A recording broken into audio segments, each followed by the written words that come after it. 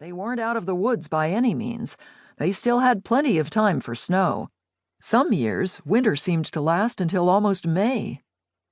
Atlee rubbed first one hand and then the other on his pant leg to create some warmth. He must have left his gloves at home that morning. He'd have to remember to search for them. Frostbite or cracked and bleeding fingers were no fun, that was for sure and for certain. Atlee's stomach rumbled louder than the clip-clopping of the horse's hooves. He hoped Mom or Melinda had cooked a big pot of beef vegetable soup or chicken noodle soup. He could almost feel the hot broth sliding down his throat. Maybe his younger broodars, Ray and Roman, would have finished helping Dot with the chores by now. He still missed Sam. Older by 2 years, Sam had married Emma Swarry in November. He would probably be a Dot before too long. Atlee's only sister, Melinda, 2 years younger, already had a beau. She'd gotten over Isaac in record time. Now she and Sam's best friend, Timothy Brenneman, were courting. That was all hush-hush, of course, as was the Amish way, but everyone expected Timothy and Melinda to end up married. That was probably a big part of the reason Atlee held no grudge against Isaac. If his little Schwester had been weeping and moping about, forgiving Isaac for hurting her would have been a lot harder.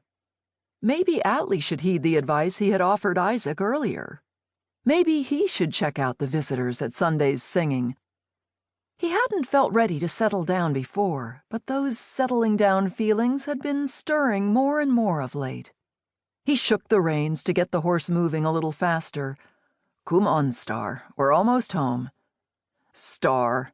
What a name for this big, sleek beast. Too bad Dot had let Melinda name him.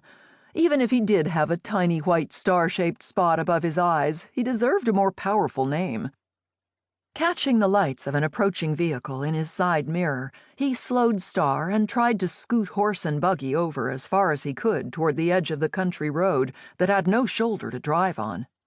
Most Englishers who regularly traveled this road looked out for buggies and patiently waited to pass them. Every once in a while, though, someone unfamiliar with the area, or someone in a big hurry, made travel downright scary. Since he was able to see around the curve up ahead, he leaned out of the buggy to signal the driver that it was safe to pass him. Slowly, the van drove up beside him.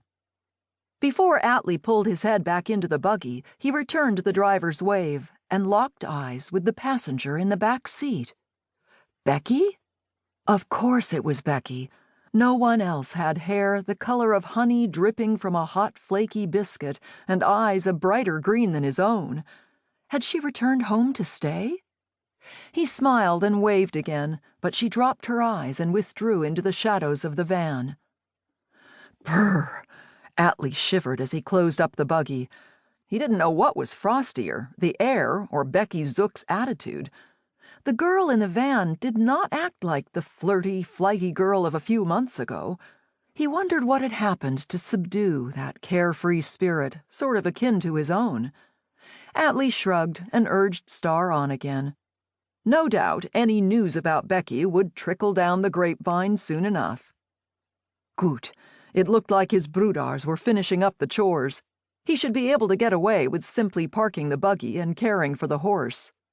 Great timing, Roman, his 16-year-old broodar, called as he exited the barn with 13-year-old Ray on his heels.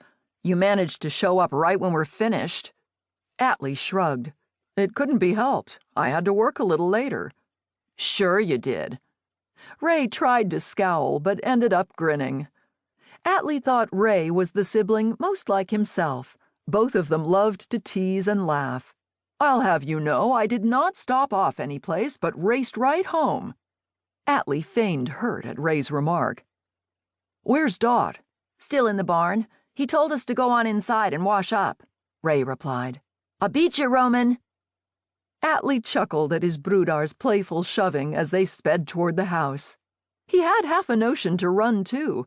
The wind's bite had intensified, and with the increasing clouds, full darkness was almost upon them. Atlee finished up at the same time as his Dot, so the two walked to the house together. I've got to find my gloves. Atlee blew on his hands. I probably have an extra...